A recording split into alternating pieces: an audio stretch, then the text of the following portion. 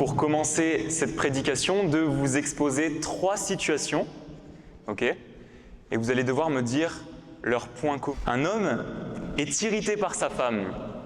Celle-ci a eu des comportements et des remarques qu'il estime pas très pertinentes. Persuadé d'être mieux qu'elle et irrité par sa manière d'être, il se renferme, devient désagréable, et alors que son attitude commence à faire des dégâts du côté de sa femme, il s'en rend compte, mais refuse de lui demander pardon.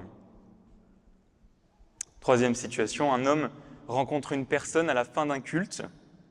Au cours de la discussion, les 2 personnes apprennent à se connaître, elles discutent, et le premier glisse volontairement, mais l'air de rien, des petits détails de sa vie le concernant. Il est directeur de camp de vacances. Il discute avec des personnes importantes à ses yeux dans l'Église. Il va bientôt se marier et il se forme théologiquement. La 2e personne semble impressionnée par ces différents détails et le premier repart conscient d'avoir fait bonne impression. Mais peut-être que le 2e ne reviendra plus jamais lui parler. Quel est le point commun ou les points communs entre ces 3 personnes, L'orgueil, cet orgueil qui détruit, qui fait mal à nos amis, à notre famille. Si vous entendez ces situations et que vous trouvez ça normal, pas spécialement choquant comme comportement, eh bien, peut-être écoutez attentivement pendant les 30 prochaines minutes, s'il vous plaît, vraiment. Si vous trouvez ça choquant, mais que vous vous dites « quelle horreur !» Heureusement que je ne suis pas comme ça, moi.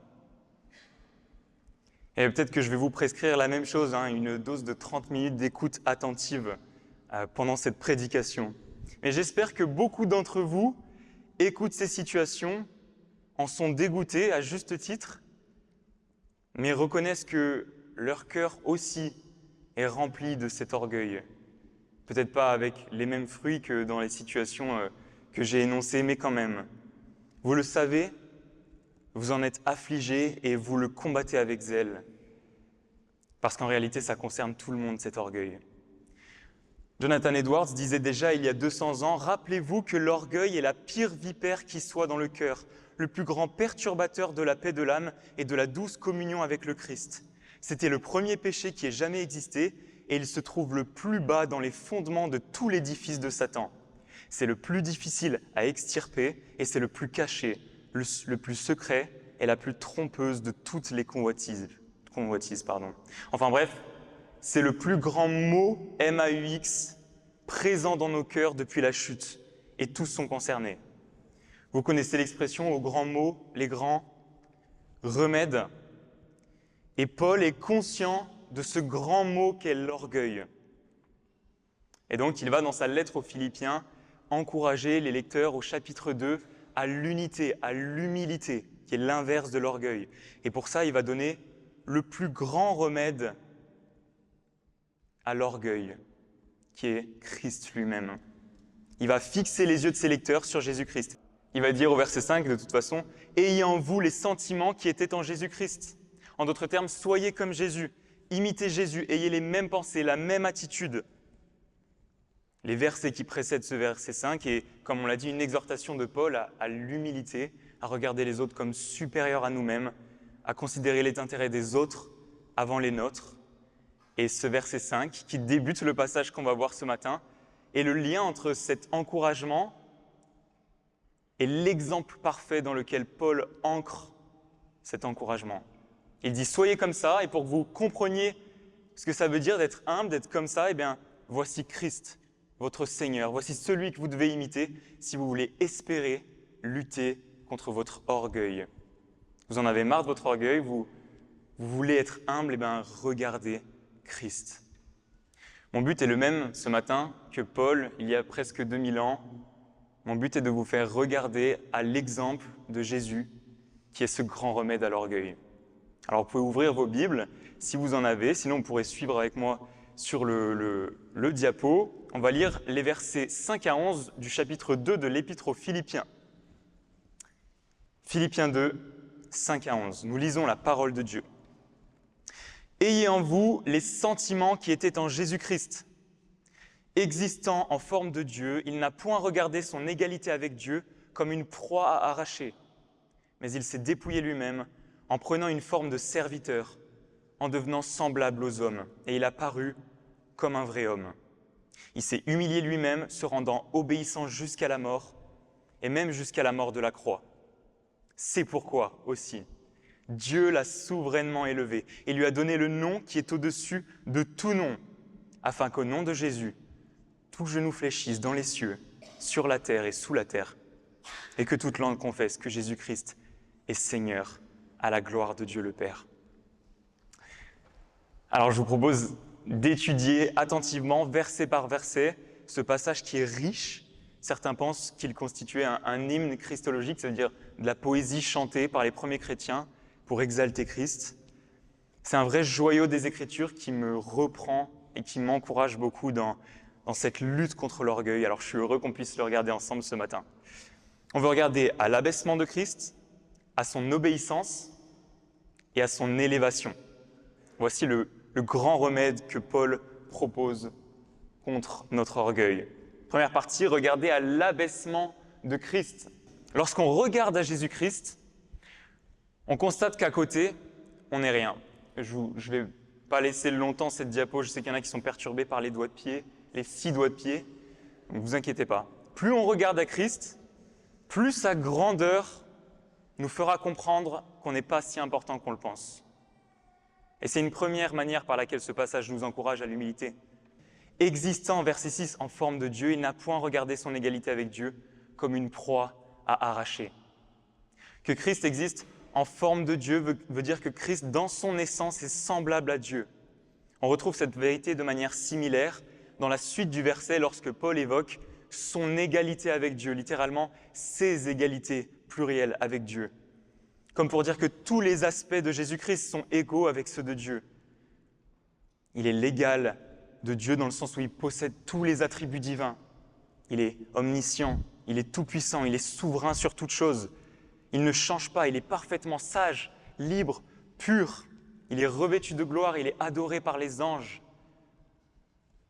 John MacArthur, lorsqu'il commente ce passage, précise que le mot « existant » est au participe présent et que du coup, ça dénote une continuité d'existence ou d'un état précédent. Il souligne ce mot il souligne l'essence de la nature d'une personne, à savoir ce qui est absolument inaltérable et immuable. Jésus-Christ est Dieu de manière inaltérable, immuable. Il est celui qui est de toute éternité, il est l'éternel. Jésus n'est pas seulement le petit bébé dans les bras de Marie, ni le gentil monsieur qui aide quand on en a besoin, mais il est le Dieu d'éternité éclatant de gloire, qui est digne d'hommage. Voilà quelqu'un qui commence tout en haut, voilà quelqu'un qui possède réellement tout, qui est vraiment important. Et donc quand on regarde à Christ, on constate qu'on n'est finalement pas très important à côté. Est-ce que je me sens meilleur que les autres? Est-ce que j'ai une haute opinion de moi-même? Elle s'écroule directement quand je regarde à Christ. Je ne peux pas me sentir important quand je regarde à Christ. C'est lui qui est important. Est-ce que je cherche tout prix à gagner l'attention, à avoir les projecteurs fixés sur moi pour gagner l'attention des autres? La simple présence de Jésus doit me rappeler que c'est vers lui que les projecteurs doivent être fixés. En regardant à Christ, on peut aussi accepter de s'abaisser, car lui qui était l'élevé s'est parfaitement abaissé pour nous. Regardons la fin du verset 6. Christ, bien qu'il soit le plus grand, le Dieu qui possède tout, n'a point regardé son égalité avec Dieu comme une proie arrachée. Imaginez ce qui est précieux dans votre vie, ou visualisez ce qui a de l'importance dans votre cœur, peut-être votre famille, peut-être vos enfants, peut-être votre image, votre physique, vos nombres d'abonnés sur les réseaux, et vous imaginez tout à coup abandonner volontairement ces choses. Alors je ne suis pas en train de vous dire d'abandonner votre famille, c'est pas ça l'idée, mais bien qu'il soit l'égal de Dieu, bien que lui appartiennent tous les privilèges de sa divinité, Jésus-Christ n'a pas regardé ses privilèges éternels comme quelque chose à conserver à tout prix.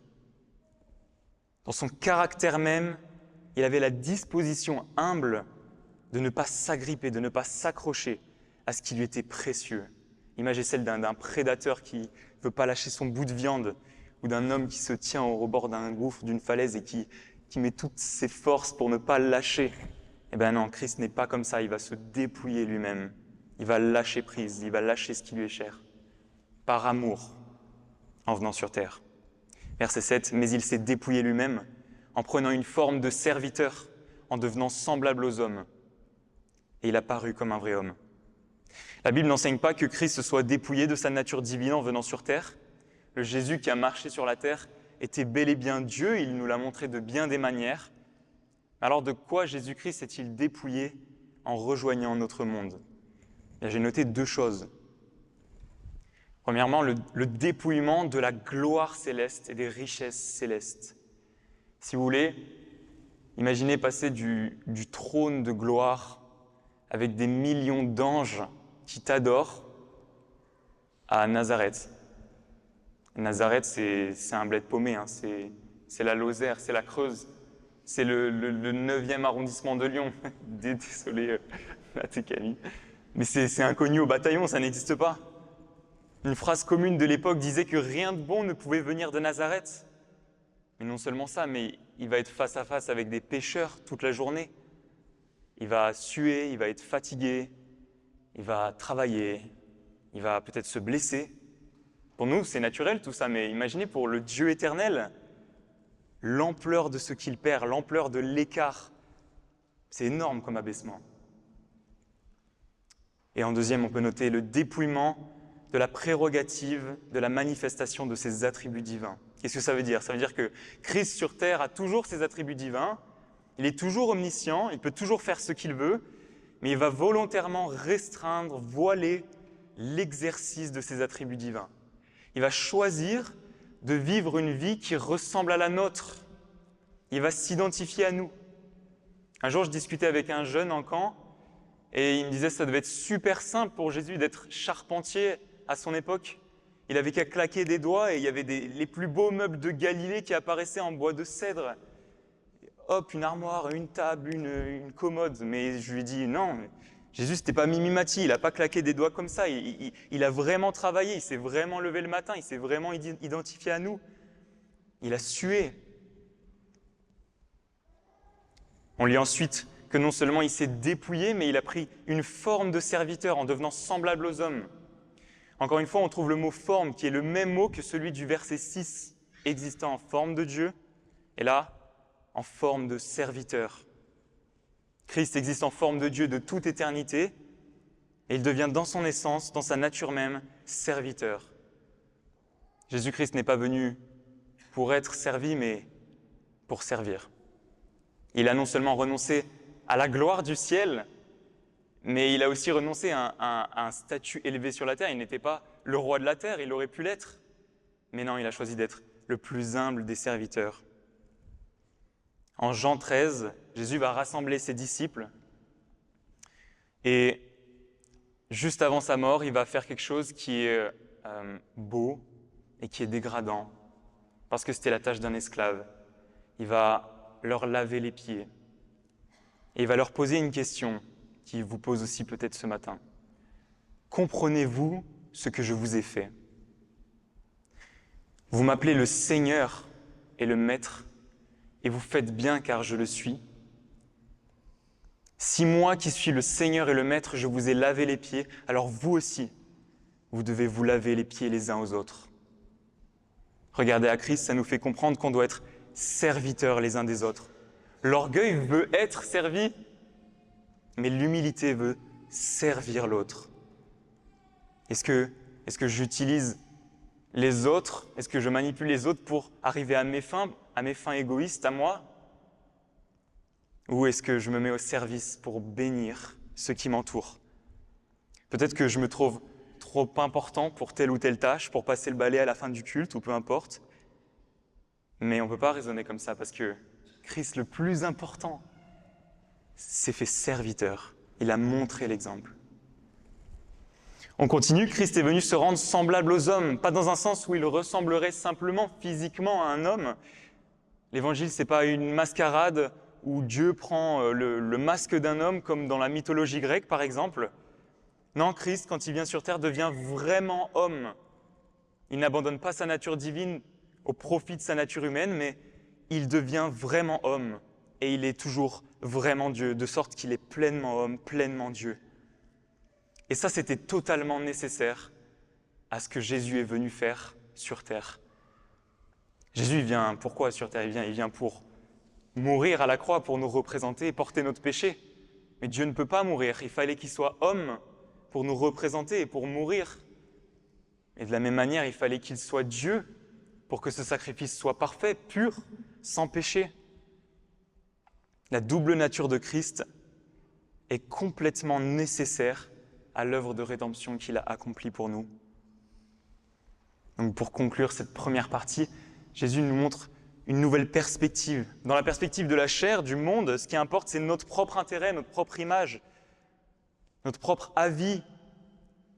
Et Jésus nous présente une autre perspective, d'autres sentiments, une autre attitude, celle du don de soi, celle de l'amour qui se donne. Ayons en nous alors les mêmes sentiments qui étaient en Jésus-Christ. Seigneur, rends-moi comme toi. Change mon cœur qui veut s'élever, qui veut être plus grand que les autres. Rends-moi humble, aide-moi à ne pas vivre pour mon nombril, mais pour les autres et pour toi. Et je prie que ce soit notre prière à la lumière de cette première partie. On va continuer, on va regarder à l'obéissance de Christ au verset 8. Dans cet hymne, on voit, donc, vous l'avez peut-être vu, une dégringolade. Au fur et à mesure des versets, Christ commence tout là-haut, et chaque partie de verset qu'on lit, on voit une nouvelle étape d'abaissement, une nouvelle étape qui descend. Et c'est pour ça qu'il y a une flèche vers le bas, il y a une flèche vers le haut après, mais il y a quand même une flèche vers le bas. Existant en forme de Dieu, il n'a point regardé son égalité avec Dieu comme une proie arrachée, mais il s'est dépouillé lui-même en prenant une forme de serviteur, en devenant semblable aux hommes, il a paru comme un vrai homme. Et là, verset 8, il s'est humilié lui-même, se rendant obéissant jusqu'à la mort, et même la mort de la croix. Je ne suis même plus au niveau du micro, tellement j'ai dû descendre tout en bas.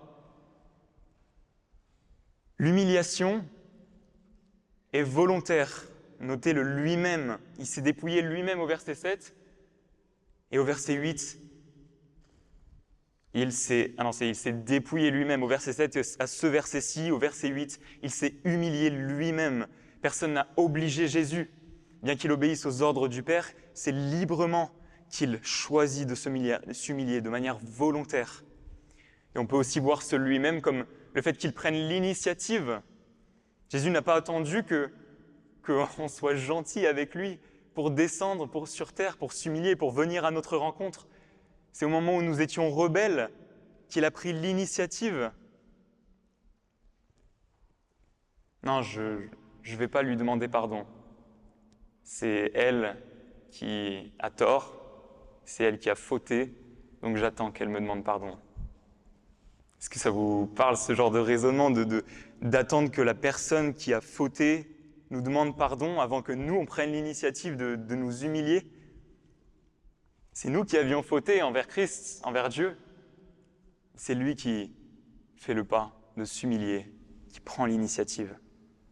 Il nous encourage ici à prendre l'initiative, à nous-mêmes nous humilier. En regardant à Christ, on peut accepter d'obéir, et ce même quand ça nous coûte.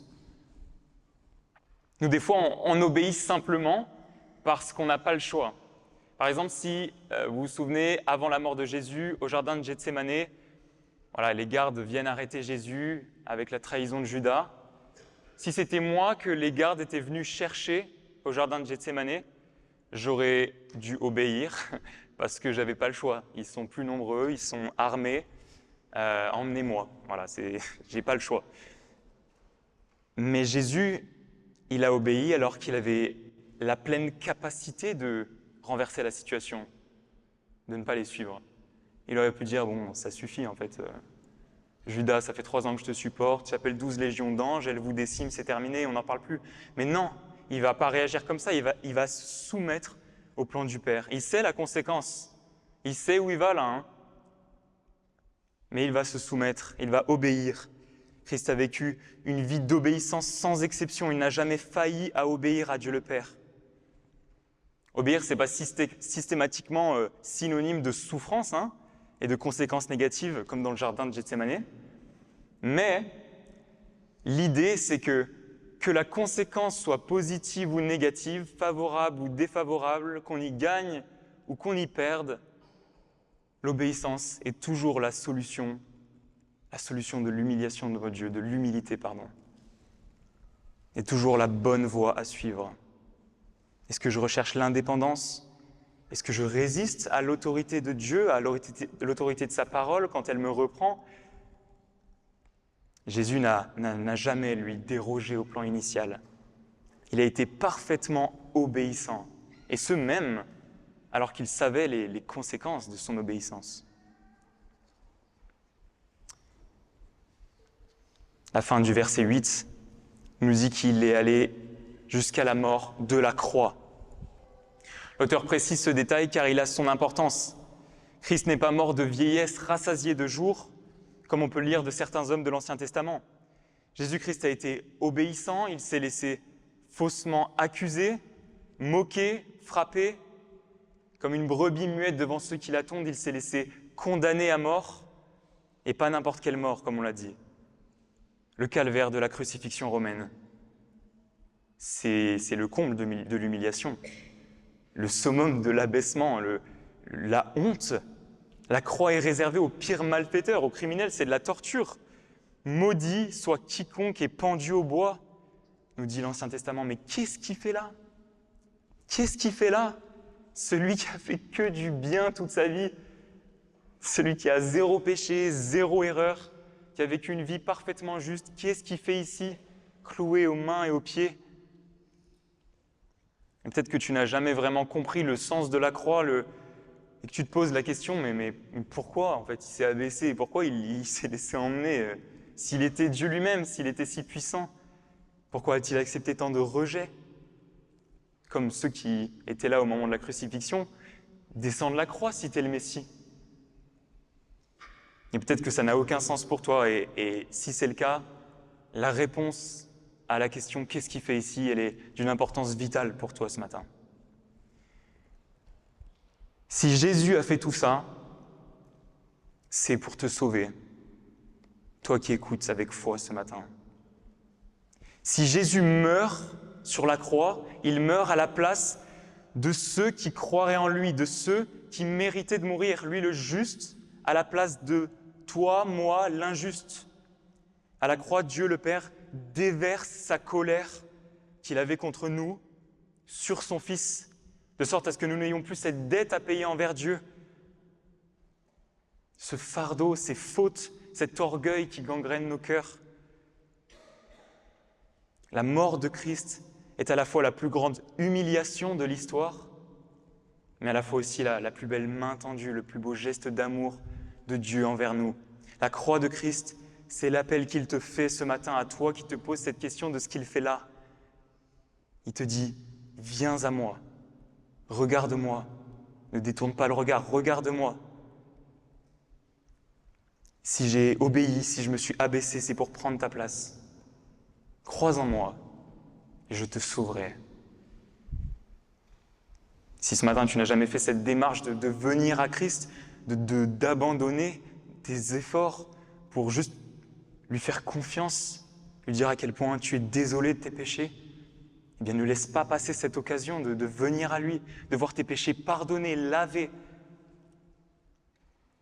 Aujourd'hui pourrait être le plus beau jour de ta vie, où tu es enfin libre, pardonné de cet orgueil. Regarder à Jésus permet d'être sauvé de la mort, de la conséquence de cet orgueil. Et enfin, on va regarder à l'élévation de Christ. En regardant à Christ, on peut voir la gloire qu'il y a derrière l'humiliation. La mort de Christ, au verset 8, n'est pas la fin de l'histoire. Après la dégringolade, après la flèche qui va vers le bas, eh bien, il y a une flèche qui monte. Et la transition entre ces deux mouvements, entre cet abaissement et cette élévation, elle est marquée par deux mots. C'est pourquoi. Et ce c'est pourquoi, il est magnifique. Ce c'est pourquoi, c'est comme dans les films de guerre ou médiévaux, par exemple, où il y a les renforts qui arrivent, alors qu'on pensait que tout était perdu. Ce c'est pourquoi il donne l'impression qu'on est en apnée depuis 3 minutes avec cette dégringolade et que tout à coup, c'est pourquoi aussi Dieu l'a souverainement élevé. Et il y a un revirement de mouvement dans le texte. Ces deux mots marquent la transition entre la plus grande dégringolade et la plus grande ascension de l'univers. Christ était tout là-haut, il descend tout en bas et nous le voyons remonter à la plus haute place. Notez bien le sens de c'est pourquoi. Ce n'est pas des mots au hasard, ça note un lien de cause à effet entre ce qu'il y a avant et après.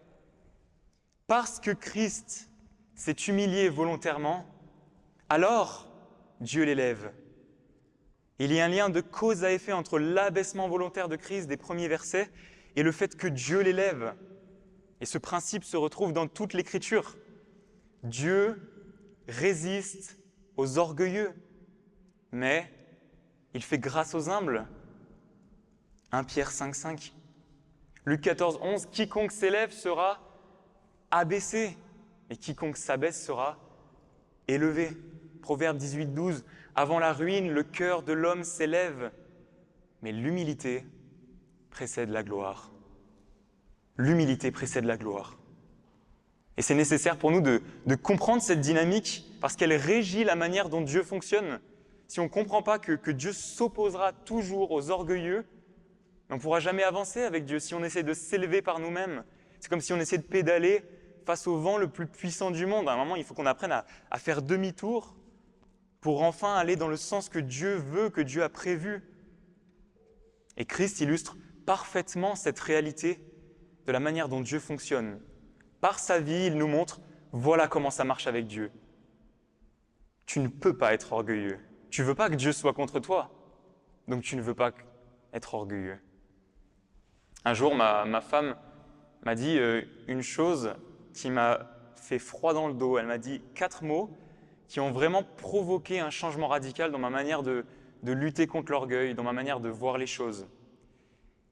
Et donc c'était un soir où j'étais désagréable, froid, piquant, orgueilleux, irritable. Et à un moment, elle m'a dit « L'Éternel est ma justice ». Elle m'a dit ça, et ça m'a mis une claque derrière la nuque spirituelle de comprendre que mon comportement, mon orgueil, mon irritabilité était injuste envers elle et que je me mettais Dieu à dos par mon orgueil. Dieu allait me résister, Dieu allait prendre la défense de sa fille. Et ça m'a vraiment repris, j'ai dû vraiment demander pardon à Dieu par rapport à ça. Tu ne veux pas être contre Dieu, donc tu ne veux pas être orgueilleux. Et c'est la même chose en sens inverse. Tu veux être humble. Il y a une grande joie, une grande récompense à être humble. Certes, l'orgueil précède la chute, mais on oublie souvent la deuxième partie, l'humilité précède la gloire. Parfois, on ne voit que les aspects négatifs de l'humilité parce qu'on constate qu'effectivement, c'est dur de demander pardon en premier, c'est dur de se faire serviteur. On y perd, on a l'impression. Mais voyons à long terme, voyons après cette perte momentanée. Dieu honore et élève celui qui est humble de cœur. Des fois, c'est tout de suite, mais des fois, c'est pas tout de suite, c'est plus tard. Mais c'est pas grave, Dieu voit, Dieu sait. Et soyez encouragés lorsque vous vous sentez humilié, lorsque vous servez les autres, lorsque vous souffrez injustement. Nous cherchons l'approbation de Dieu et non des hommes, et Dieu lui-même nous élèvera en temps convenable. Dieu l'a souverainement élevé et lui a donné le nom qui est au-dessus de tout nom, afin qu'au nom de Jésus, tout genou fléchisse dans les cieux, sur la terre et sous la terre, et que toute langue confesse que Jésus-Christ est Seigneur. C'est pas comme s'il était plus élevé que certaines catégories de personnes, où il est le plus élevé. Il n'y a rien au-dessus de Jésus-Christ. C'est celui qui est au-dessus de toute chose. C'est le souverain de l'univers. Un excellent auteur et pasteur francophone écrit dans son dernier livre « S'émerveiller de l'ascension ». Le Fils a rempli sa mission sur terre. Tout a été accompli. Sa vie, sa mort, sa résurrection, son ascension. Jésus a triomphé parfaitement de chaque épreuve, de chaque ennemi, même du péché et de la mort. C'est ainsi que ce nom, Jésus, est élevé au-dessus de tous les noms. Par ses mérites, sa fidélité, son amour et sa consécration incommensurables, Jésus obtient le trône le plus élevé, le nom au-dessus de tous les autres. Le Père récompense l'obéissance du Fils par la reconnaissance et l'honneur éternel. C'est magnifique. Et Jésus était déjà roi avant de venir sur la terre, avant cette ascension. Mais il était roi dans sa divinité. En tant que Dieu, c'était déjà le cas, il était déjà roi. Mais ce qui change aujourd'hui, c'est que Jésus est pleinement Dieu, mais aussi pleinement homme. Et c'est ce Jésus, vraiment Dieu, vraiment homme, qui règne au ciel aujourd'hui, de sorte à ce qu'il représente l'humanité et qu'il nous invite à sa suite dans la gloire. Alors bien sûr, l'exemple de Jésus-Christ a ses limites pour nous, on ne sera pas élevé de la même manière que Jésus-Christ l'est, mais dans sa grâce, il nous rend participants de cette gloire. Et on sera pour l'éternité au bénéfice de l'élévation de Christ, on sera cohéritiers avec lui. Nous tous qui avons plié le genou dès aujourd'hui, ici-bas. Parce que le texte nous dit qu'un jour, tout genou pliera devant lui. Mais seuls ceux qui auront plié dès aujourd'hui, dès cette vie, pourront bénéficier de cette élévation de Christ. Toute langue confessera qu'il est Seigneur. Même les personnes les plus rebelles, vous pensez aux personnes où vous vous dites jamais, c'est impossible. Eh bien, toute langue, toute personne confessera Jésus comme son Seigneur. Peut-être pas comme son Seigneur, mais comme Seigneur. Même toi, peut-être qui m'écoute ce matin et qui dit « jamais de la vie, Jésus, fais pitié ». Mais non, même toi, tu ne pourras plus nier. Le jour vient bientôt où ce sera manifeste pour toi aussi, où sa gloire sera tellement écrasante qu'il ne sera plus possible de nier que Jésus-Christ est Seigneur. Heureux celui qui l'adore dès aujourd'hui. Et enfin, en regardant à Christ, on peut voir la gloire que Dieu obtient par une vie qui l'honore. On lit que cette élévation finale et manifeste pour tout l'univers a pour but, quoi ? La gloire de Dieu le Père. Le plan de Dieu, nous dit Éphésiens 1, est de tout rassembler sous un seul chef, Christ. Le jour où toute langue confessera que Jésus est Seigneur, ce plan sera enfin accompli parfaitement. Christ sera incontestablement déclaré roi pour toujours et personne ne le niera plus. Et Dieu sera dans la joie, Dieu sera glorifié. Tout ce que Dieu fait concourt à sa gloire. La création de cet univers, la rédemption de pécheurs qui ne le méritent pas, de toi, de moi, le jugement de ceux qui le rejettent, l'élévation de Christ, ta vie est pour la gloire de Dieu. Tout ça a une finalité commune, la gloire de Dieu le Père. Et Dieu ne partage pas sa gloire avec quelqu'un d'autre, c'est sa gloire. Et l'orgueil, c'est s'attribuer la gloire que Dieu mérite. C'est pour ça qu'elle est à l'inverse même de tout ce que Dieu veut pour nos vies. Regarder à Christ, c'est accepter aussi que ma vie, mon attitude, chaque jour, doivent pouvoir glorifier Dieu, doivent pouvoir lui amener, lui donner la gloire qui lui est due.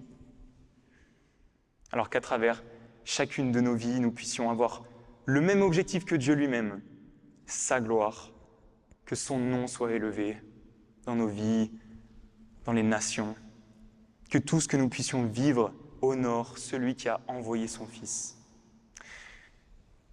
Voilà, j'espère qu'à travers l'exemple de Christ, en gardant nos yeux fixés sur lui, nous pourrons plus efficacement lutter contre cet orgueil qui nous concerne tous. Et c'est ma prière pour chacun de nous ce matin, que dans nos amitiés, nos foyers, nos familles, nos mariages, dans l'Église, eh bien, on puisse être alerte et se souvenir de l'attitude de Christ, notre grand remède.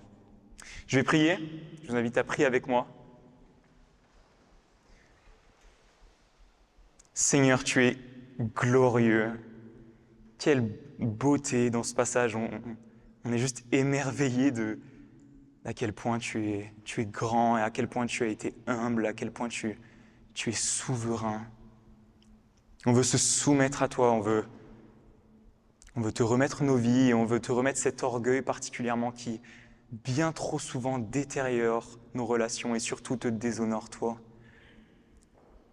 Que Seigneur, tu puisses transformer nos cœurs, que tu puisses fixer nos yeux sur Jésus-Christ, afin qu'on puisse grandir, afin qu'on puisse lutter et être de plus en plus humble à l'image de ton Fils.